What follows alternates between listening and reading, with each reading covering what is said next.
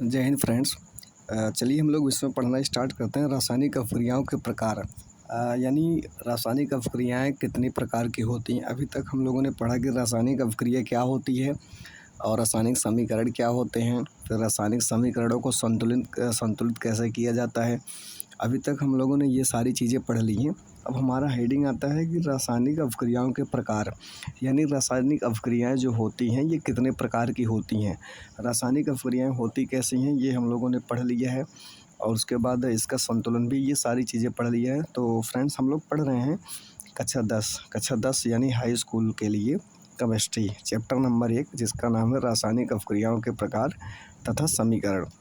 तो रासायनिक अभिक्रिया तथा समीकरण इसका नाम है। तो फ्रेंड्स आज हम लोग को पढ़ना है रासायनिक अभिक्रियाओं के प्रकार, मतलब रासायनिक अभिक्रियाएं कितने प्रकार की होती हैं। तो ये एक बहुत इंपॉर्टेंट टॉपिक है फ्रेंड्स। तो आइए हम लोग क्या करते हैं कि इसको, जैसे यहाँ पे देखिए रासायनिक अभिक्रियाएं विभिन्न प्रकार की होती हैं। यद्यपि ये परस्पर भिन्न होती हैं, परंतु एक अभिक्रिया किसी एक विशिष्ट गुण के आधार पर कुछ अन्य अभिक्रियाओं से समानता दर्शा सकती हैं। फिर कह रहा है कि इस गुण के आधार पर ही इन अभिक्रियाओं को एक वर्ग विशेष में रखा जा सकता है। तो बिल्कुल रखा जा सकता है। अब इनको, मतलब जो रासायनिक अभिक्रियाएं होती हैं इनके कुछ अलग अलग गुण होते हैं और उन्हीं गुण के कारण ही क्या होता है फ्रेंड्स कि इन रासायनिक अभिक्रियाओं को अलग अलग भागों में रखा जाता है, अलग अलग प्रकार से इनको नाम दिया जाता है। तो रासायनिक अभिक्रियाएं कितने प्रकार की होती हैं, ये मतलब इनमें अलगाव क्या होता है, किस क्वालिटी के आधार पर इनको अलग किया जाता है। तो आइए इन सब चीज़ों को हम देखते हैं। इसको हम सबसे पहले एक अपने कापी यानी रफ पे लिख करके आराम से समझा देते हैं। जैसे रासायनिक अभिक्रियाएं 3 प्रकार की होती हैं। वैसे एक होता है संयोजन अभिक्रिया, एक होता है वियोजन अभिक्रिया और एक होता है विस्थापन अभिक्रिया। अब विस्थापन का भी भाग है, विस्थापन का ही एक प्रकार है। जैसे विस्थापन में 2 प्रकार की होती हैं, उसके बाद एकल विस्थापन, द्विविस्थापन। उसके बाद वियोजन में भी 3 प्रकार की होती हैं। जैसे एक होता है प्रकाश वियोजन, एक होता है विद्युत अपघटन और उसके बाद एक होता है प्रकाश अवघटन अभिक्रिया, एक होती है विद्युत घटन अवघटन, एक होता है ऊष्मीय अवघटन। तो जैसे ऊष्मीय अवघटन, प्रकाश अवघटन और विद्युत अवघटन, ये हो गया वियोजन अभिक्रियाओं के प्रकार। तो आइए फ्रेंड्स एक एक हम लोग उदाहरण लेके समझते हैं, उदाहरण लेके चलते हैं कि ये क्या क्या होता है। तो इसमें कोई घबराने डरने वाली बात नहीं, चीज़ एकदम सरल है। तो आइए एक पहले रफ ले लेते हैं, उसके बाद उसमें हम लोग करना अपना शुरू करते हैं आराम से। तो फ्रेंड जैसे यही है, इसमें हम लोग क्या करते हैं, अपना करना स्टार्ट करते हैं। जैसे यहाँ से पहले फ्रेंड्स हम लोग डालेंगे रासायनिक अभिक्रियाओं के प्रकार, यानी रासायनिक अभिक्रियाएं कितने प्रकार की होती हैं। तो कुछ पन्ना न कटे, कहाँ से, यहाँ से लिखना स्टार्ट करते हैं, ठीक है। यहाँ से हम लोग पहले देखेंगे रासायनिक अभिक्रियाओं के प्रकार। तो यहाँ से रासायनिक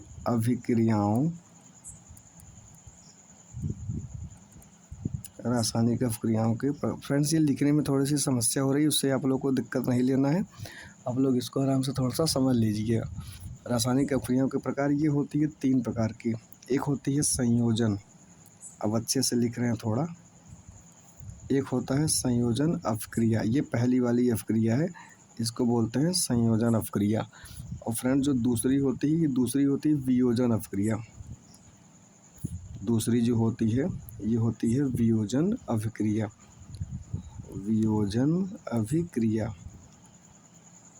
ये होती है पहली संयोजन, दूसरा होता है वियोजन। और फ्रेंड्स तीसरी होती है विस्थापन अभिक्रिया।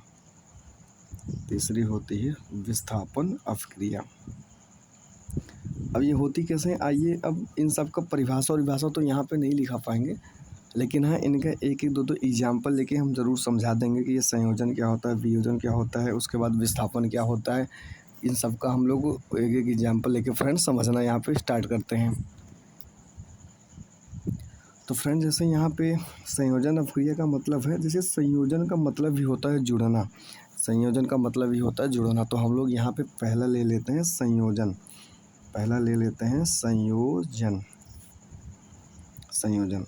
इसको बोलते हैं कम्बिनेशन रिएक्शन। तो फ्रेंड्स संयोजन का मतलब होता है जुड़ना। जैसे अगर हमारे पास कोई एक पदार्थ ए है, एक पदार्थ बी है, दोनों को मिला रहे हैं तो एक पदार्थ नया बन के आ रहा है AB। तो जो इस प्रकार का अपक्रिया होगा, जो इस प्रकार का रिएक्शन होगा, उसको बोलते हैं संयोजन अपक्रिया। संयोजन अपक्रिया का मतलब होता है दो चीज़ें मिल करके एक नया पदार्थ बनाती हैं, उसको बोलते हैं संयोजन अपक्रिया।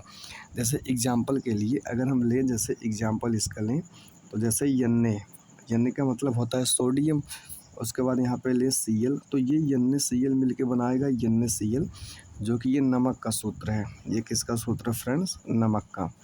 तो ये होता है NaCl। और उसके बाद और एक जैसे H2+O, ये मिलकर बनाता है H2O।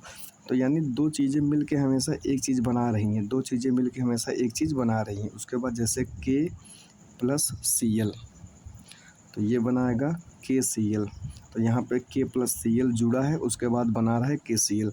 तो जितने सारे ऐसे अपक्रियाएँ होंगी जो दो चीज़ों को मिलाने पर एक नया चीज़ बनाती हैं, उनको बोलते हैं संयोजन अपक्रिया। संयोजन का मतलब होता है जुड़ना। एक बार फिर से आप लोग देख लीजिए, संयोजन का मतलब होता है जुड़ना। यानी इसका मतलब ये है कि जब दो चीज़ें जुड़ करके एक नया तीसरा पदार्थ बनाएंगे तो उस अपक्रिया को बोलेंगे संयोजन अपक्रिया। ये जो है जैसे NaCl, H2O, KCl, ऐसे बहुत सारे एग्जाम्पल हैं और जो संयोजन अपक्रिया के उदाहरण में आ सकते हैं। जैसे जो चीज़ें जुड़ेंगी, दो चीज़ें जुड़ करके एक नया पदार्थ एक नया हमको क्या देगा, एक नया एलिमेंट देगा। वो सब अपक्रियाँ जो होंगी संयोजन की श्रेणी में आएंगी, उन सबको हम बोलेंगे संयोजन। ये तो रहा संयोजन। अब दूसरा आइए देखते हैं वियोजन क्या होता है। वियोजन का मतलब होता है फ्रेंड्स बिखराव यानी अलगाव। तो सेकंड वाला इसका भी एग्जाम्पल लेके समझते हैं हम लोग। दूसरा वाला है वियोजन अपक्रिया। तो फ्रेंड्स अभी रात को लगभग आप लोग 1 मिनट समझ लीजिए कि कितना बज रहा है, 11, 11:30। तो फ्रेंड्स रात के 11:30 बज रहे हैं, क्योंकि इस समय थोड़ी सी शांति रहती है। दिन में तो टाइम नहीं मिलता, तो और बहुत सारे काम रहते हैं। उसके बाद चलिए फ्रेंड्स देखते हैं। तो अब अगर आप लोग को पसंद आए तो वीडियो को लाइक और शेयर ज़रूर करिएगा, अपने दोस्तों को भी शेयर कर दीजिएगा। अब फ्रेंड्स वियोजन का मतलब होता है कि जब कोई भी अपक्रिया टूट करके दो भागों में बढ़ जाती है। जैसे हमारे पास अगर मान लीजिए कोई एक पदार्थ है AB, अब हम इसको क्या करें, चाहे गर्म करें, चाहे सूर्य के प्रकाश में रखें या इसमें विद्युत धारा प्रवाहित करें, तो ये क्या होता है कि A और B मतलब दो अलग अलग भागों में टूट जाता है। पहले ये दोनों एक था, अब ये A अलग हो गया, B अलग हो गया। तो फ्रेंड्स जब दोनों चीज़ पहले एक में थी, A अलग हो गया, B अलग हो गया, इसका मतलब है कि इस प्रकार के जितने सारे रिएक्शन रहेंगे इनको हम लोग कहेंगे वियोजन अपक्रिया। वियोजन को अपघटन अपक्रिया भी बोलते हैं। अपघटन का मतलब होता है टूटना। तो जैसे फ्रेंड्स इसका एग्जाम्पल अगर हम लोग देखें, अगर इसके एग्जाम्पल की बात करें तो जैसे एग्जाम्पल इसका कौन सा लें, CaCO3, ये मान लीजिए CaCO3।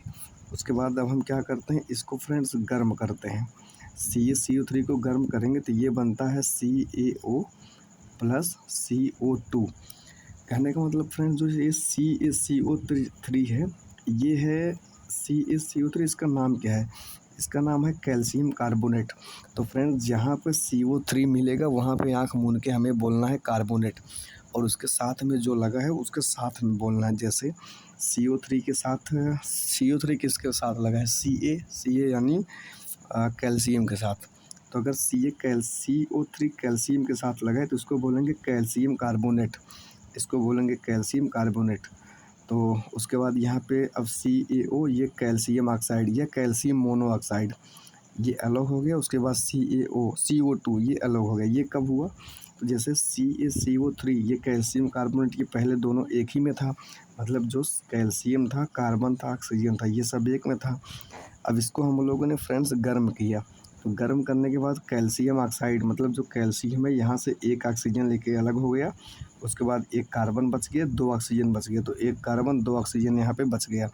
तो ये CO2 मतलब कार्बन डाइऑक्साइड, ये कैल्शियम ऑक्साइड और ये कैल्शियम कार्बोनेट। तो फ्रेंड्स ये जो एग्जांपल है कैल्शियम कार्बोनेट, इसको जब गर्म करते हैं तो ये कैल्शियम ऑक्साइड और कार्बन डाइऑक्साइड में टूट जाता है। तो ये जो एग्जांपल है, ये जो समीकरण है, इसको बोल सकते हैं वियोजन अपक्रिया का एक उदाहरण है ये। अगर फ्रेंड्स ऐसे एक और समीकरण हम लोग अगर लें, जैसे 2AgCl 2AgCl। उसके बाद इसको क्या करें फ्रेंड्स, इसको हम लोग सूर्य के प्रकाश में रख दें। 2AgCl लें, इसको रख दें सूर्य के प्रकाश में, तो ये 2Ag प्लस Cl2 में टूट जाएगा। Ag का मतलब होता है सिल्वर यानी चांदी, तो 2AgCl का मतलब ये है सिल्वर क्लोराइड।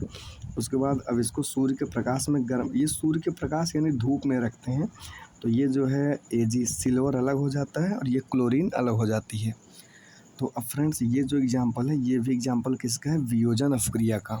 ये भी, अब ये जो दोनों एग्जांपल हैं, ये जैसे ये CaCO3 और उसके बाद 2AgCl, ये दोनों एग्जांपल जो है वियोजन अपक्रिया के हैं। तो संयोजन अपक्रिया क्या होती है हम लोगों ने यहाँ पे ऊपर देख लिया, यहाँ पे ये संयोजन अपक्रिया है। उसके बाद फ्रेंड्स ये है हमारा वियोजन अपक्रिया। अब एक और तीसरा बचता है हमारे पास, वो आती है कौन सी, विस्थापन अपक्रिया। तो फ्रेंड्स आइए विस्थापन अपक्रिया देखते हैं। कुछ चीज़ें कट रही हैं यहाँ से, नहीं ठीक है। अब फ्रेंड्स हमारे पास तीसरी चीज़ आती है विस्थापन अपक्रिया। तो यहाँ से विस्थापन अपक्रिया अगर लेके चलें तो नंबर 3 ये है विस्थापन अभिक्रिया। एक मिनट देखें, कट तो नहीं रहा, नहीं कट नहीं रहा, ठीक है। ये है विस्थापन अपक्रिया। तो फ्रेंड्स विस्थापन अपक्रिया क्या होती है, विस्थापन अपक्रिया थोड़ी सी समझने वाली बात है, क्योंकि ये थोड़ा सा यही टफ है। अगर यही समझ में आ गया तो फिर एग्जाम्पल आप लोग बुक में देख लीजिए, नहीं तो हम अगले वीडियो में बहुत सारे एग्जाम्पल जो हैं इसका दे देंगे, उसको समझा देंगे कि ये कैसे होता है। तो फ्रेंड्स विस्थापन का मतलब ये होता है कि जैसे हमारे पास कोई भी समीकरण है, मान लीजिए कोई भी रासायनिक अपक्रिया है या रासायनिक अपक्रिया का जो समीकरण है वो है, तो फ्रेंड्स उसमें क्या होता है कि जैसे मान लीजिए हमारे पास Na है, उसके बाद Cl है, उसके बाद Zn है, उसके बाद मान लीजिए Fe है। तो फ्रेंड्स इन चारों पाँचों में से बहुत सारे चीज़ रहेंगे, तो उसके बाद Ag भी मान लीजिए। अब फ्रेंड इसमें क्या होगा कि जो चीज़ें ज़्यादा क्रियाशील रहेंगी, जैसे चाहे सोडियम, क्लोरीन, Zn, उसके बाद FeAg, इन सब में ज़्यादा क्रियाशील जो रहेंगी, वो जो पदार्थ किसी के साथ पहले से जुड़ा रहेगा उसको हटा करके, मतलब जो ज़्यादा क्रियाशील रहेगा वो कम क्रियाशील वाले को हटा करके खुद उसके स्थान पर आ जाएगा, यानी कम क्रियाशील वाले को विस्थापित कर देगा। तो जब कम क्रियाशील वाले को विस्थापित करेगा, इसलिए उसका नाम पड़ा विस्थापन अपक्रिया। विस्थापन अपक्रिया, इसलिए इसका नाम पड़ा विस्थापन अपक्रिया। आइए एग्जाम्पल लेके समझते हैं हम लोग, फिर ज़्यादा समझ में आएगा एग्जाम्पल से। जैसे हमारे पास एग्जांपल है फ्रेंड्स Cu, जैसे Cu, उसके बाद SO4 ज़्यादा सही पड़ेगा, CuSO4 प्लस Fe, ठीक है। जैसे हमारे पास है CuSO4 प्लस Fe, तो ये Cu का मतलब होता है कापर, SO4 का मतलब होता है सल्फेट। तो CuSO4 का मतलब ये है कापर सल्फेट, इसका नाम है। तो फ्रेंड्स इसका नाम है कापर सल्फेट। एक मिनट, थोड़ा सा इसको हटा दें, नहीं तो सीन कट जाएगा, ठीक है। तो फ्रेंड्स इसका CuSO4 इसका नाम है कापर सल्फेट, और कापर सल्फेट जो है ये है आयरन के साथ, इसको ये जोड़ना है इसको। अब यहाँ पे फ्रेंड जो आयरन है मतलब Fe, ये कापर से ज़्यादा क्रियाशील है। अब ये कापर से ज़्यादा क्रियाशील है, तो ये Fe क्या करेगा कि कापर को इसके जगह से हटा देगा, मतलब ये बना लेगा FeSO4, उसके बाद प्लस Cu ये अकेला हो गया, Cu निकल जाएगा बाहर। Cu जो है फ्रेंड्स यहाँ पर ये SO4 से Cu अलग हो गया। अलग होने का रीज़न क्या है, क्योंकि ये जो मतलब आयरन है Fe, ये कापर से ज़्यादा क्रियाशील है। आयरन जो है ज़्यादा क्रियाशील है कापर से, इसलिए फ्रेंड्स जो ज़्यादा क्रियाशील होता है, जिसके पास ज़्यादा पावर होती है, वो हमेशा मजबूत होता है, जिसको जहाँ से चाहे हटा सकता है। तो इसलिए फ्रेंड्स यहाँ पे जो Fe है ये कापर से ज़्यादा क्रियाशील है, तो ये कापर को विस्थापित करके अब कापर की जगह पे खुद आके बैठ गया, मतलब Fe जो है आ गया SO4 के साथ, FeSO4, और कापर जो है अकेला हो गया, ये निकल गया। तो ये है एग्जांपल, जैसे ये है कापर सल्फेट, ये है Fe मतलब आयरन, ये है आयरन सल्फेट, ये है कापर। इसका नाम सुनना, ये है आयरन सल्फेट, ये है कापर सल्फेट। तो फ्रेंड्स जहाँ पे SO4 लगा रहेगा उसको हमें आँख मूंद के बोलना है सल्फेट। SO4 का मतलब क्या बोलना है, सल्फेट। इसके साथ में जो रहेगा उसको लेके बोलना है। अच्छा, अगर हम इसके एक एग्जांपल की और बात करें तो यही देख लेते हैं, CuSO4 प्लस ये Fe की जगह पे लगा देते हैं Zn यानी जिंक। अब जिंक जो है ये भी कॉपर से ज़्यादा क्रियाशील है, तो जिंक कॉपर से ज़्यादा क्रियाशील है, तो यहाँ पे हो जाएगा ZnSO4, यहाँ पे हो जाएगा प्लस Cu, यहाँ पे हो जाएगा प्लस Cu। अब फ्रेंड्स ये क्या है, ये है कॉपर सल्फेट, ये है जिंक सल्फेट। ये क्या है, जिंक सल्फेट, ये है कॉपर सल्फेट। बाकी ये जिंक ये कॉपर है, आप लोग जानते ही हैं। तो फ्रेंड्स इस प्रकार से हम लोगों ने देखा कि संयोजन अपक्रिया क्या होती है, वियोजन अपक्रिया क्या होती है, उसके बाद विस्थापन क्या होती है। अब विस्थापन अपक्रिया भी दो प्रकार की होती है। जैसे एक होता है एकल विस्थापन, एक होता है द्वि विस्थापन। तो ये आगे का पार्ट है, आगे का भाग है।